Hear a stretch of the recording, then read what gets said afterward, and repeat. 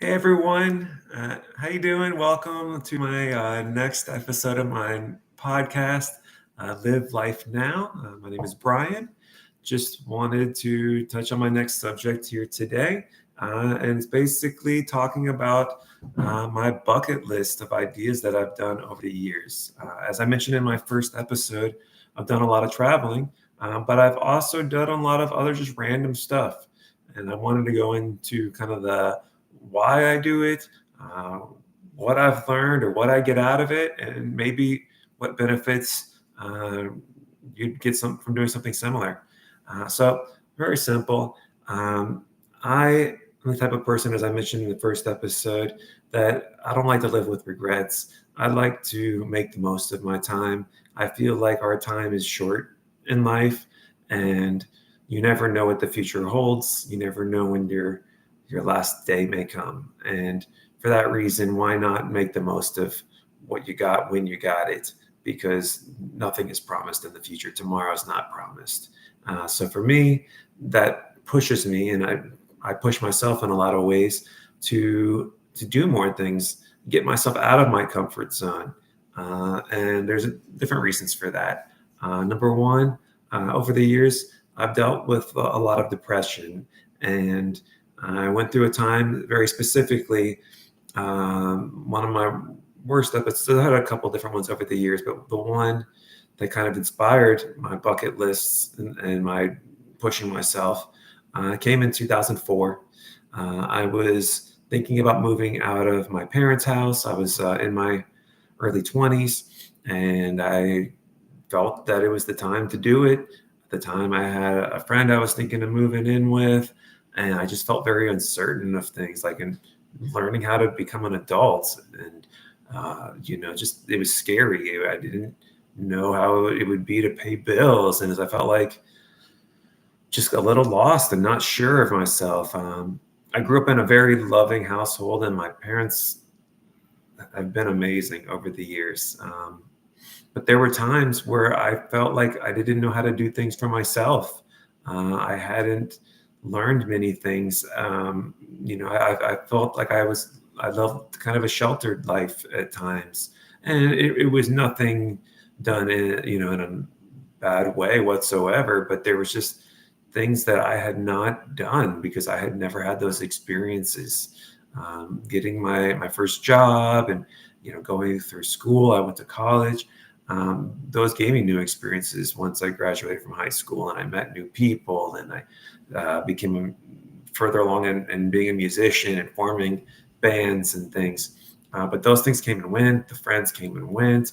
I didn't know what I wanted to do in my life, and I felt like there was a pressure to grow up and to figure things out. And I wanted to be in a relationship with a woman that I loved and that loved me. And there was just a lot of not knowing who I was and what I was doing and how to do it, how to do things, because I felt like I needed those life experiences still. And my thought was, by moving out, it would force me to learn. Unfortunately, I never ended up moving out at that time. Instead, I went into like a deep stretch where I was. I called it like vision problems. Basically, I felt just very afraid. I started having anxiety attacks. I was just in a very dark place, and it didn't go away. This went on for in a stretch of probably up to a year. I went to see doctors. Nobody could really pinpoint anything specifically wrong. There was a lot of suggestions. I went from one doctor to the next to check things. Eventually, I went to like a psychologist, psychiatrist. But there was just so much uncertainty, and I felt like I was getting kind of further and further into a hole over a long stretch of time. And after just kind of realizing that, despite how I was feeling and not, and just feeling like kind of overwhelmed, I felt like I was kind of like, I had like a wave of just oppression over me that I couldn't get from out under. And I didn't know how long it was going to last, and I didn't know how to get rid of it. And nobody could really tell me. I eventually kind of realized that I got to figure it out for myself. Nobody really can tell me how to work it out. I have to do the work. Everybody can give me their opinions and advice, and they can offer ways that they think may help, but that may not work for me. And ultimately, I had to figure out why this was happening, but more importantly, what I was going to do about it. I didn't want to play a victim. I didn't want to feel sorry for myself anymore. I got tired of being tired and down. And so, not knowing it at the time, my plan was, I came up with a list of goals. And I called it my bucket list. Obviously, bucket lists have been a thing for some time now, a couple decades. And I decided to put together a list of things that I would like to accomplish in life.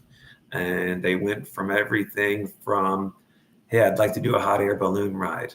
Hey, I've never been in a limousine before. Wouldn't that be cool? Oh, I want to finish college. I want to, be in a loving relationship with a woman that I care about. Eventually, I would want to have kids, and eventually a million things. Basically, and so what I did was I wrote down a bunch of stuff, and just as new ideas came, I would write them down, just add them to the list. And one by one, I just started going through the list and doing things. At the time, I loved going to concerts, but I didn't like going by myself. At some point, I just started saying, hey, why don't I go by myself? I'm like, what's stopping me? And why are you regretting not going to concerts just because other people don't want to go? Or whatever the case may be. I felt like I ultimately was limiting myself. And the only way to do things was to get out there and do them, and like not rely on other people to help me or push me to do them. And I can say this from my experience, and also just from my memory of those times. There was many times I didn't want to leave the house. I didn't want to get out of bed. I didn't want to go anywhere, but I just told myself, just do it. Like, if you want to or not, just get out there, just push yourself. And 9 times out of 10, I would get out and I'd have a good time, and I would feel better and happy that I did whatever my goal was that day. And it started building my confidence. Hey, you went out there and did this thing that scared you, and you brought some joy to your life. And then it was like, it started building on itself. I was like, hey, I've never been paragliding. Hey, I'd like to rent a jet ski. So I was in Miami at the time. Hey, I would like to, whatever, just try things, get new experiences, do the things that felt scary, but probably ultimately weren't all that scary. Just kind of like an exhilarating type of thing. Learn what they're about, how they work. At the very least, it might make a good story one day, kind of like what I'm giving a little bit of here. And really, just over time, enough of these things happened, and I pushed myself enough that I worked my way out of my own depression. And of course, it wasn't overnight, and it wasn't like one specific moment. And it didn't mean that the depressions didn't come back. At times, they 100% came back, and I would go through it again. And what I just every time realized was I had to work things out for myself. If I was not happy, what was I doing about it to make it better? I kind of became like my own like drill sergeant, I used to call it. And I would kind of just get angry at myself. I would be like, stop it. Just, yeah, you're feeling bad, but if you're not doing anything about it, then you're not how do you expect it to get better? It won't get better on its own. It's not going to just go away. If it was going to go away, it would have already gone away, especially as months and months passed and it hadn't gotten better. I had to figure it out for myself. And that was what worked for me. I mean, obviously other people, it's going to be different situations for everybody. And that was just my specific case. I tried other options too. And I think everybody should follow, doctor's orders and follow what is best prescribed for their specific scenario. But for me, it was just a lot of that. And and I talked out my thoughts and my feelings and my insecurities, and those insecurities went away for a long time. Of course, like I said, that those things would come back from time to time over the years, but then I would work through them again. And what seemed to always be the solution was pushing myself out of my comfort zone. The worst thing that I could do was stay in one place, just kind of be complacent with everything. That's what made the problem worse in the beginning, because the longer I stayed complacent and just didn't deal with it and kept trying to avoid it, the bigger and bigger the difficulty became to overcome in my own anxieties. So that's what worked for me. But like I said, find what works for you. Maybe this can at least inspire you or help you in some way to know that, that's how other people have worked things out. I found what worked for me. And like I said, it's not a permanent solution, but it is definitely, it builds your confidence back up. You realize you're capable of things that you didn't know you were capable of. And that only helped me feel better about myself, and ultimately realizing that I could do a lot more on my own than I knew was possible. And I'm forever grateful for the difficulties. As bad as they were and as bad as they are when they happen, without those things, major change doesn't seem to come a lot of times. You need that adversity to push you to be better, to do things that you normally wouldn't otherwise do. And I would ultimately say that actually helped inspire my traveling and pushed me out of my comfort zone by doing, big plans, going bigger and bigger with my ideas, and not limiting myself to limiting beliefs or what other people may say or do. So anyways, what type of things did I do for my bucket list? It's a lot of things. I've written down an extensive list, and I may ultimately end up publishing it one day. But at the moment, I'm somewhere in the range of over 525 bucket list items. Some of those things are simple, everything from going to concerts. I have seen somewhere in the range of over 500 bands in my life. I've played a lot of shows of my own. I have released an album of my own original music. I've had 3 bands as well as my own solo projects. I have played shows all around the United States. As I mentioned before, I've done a bunch of other stuff, so everything from the paragliding. I've done zip lining over one of the largest canyons of Colombia.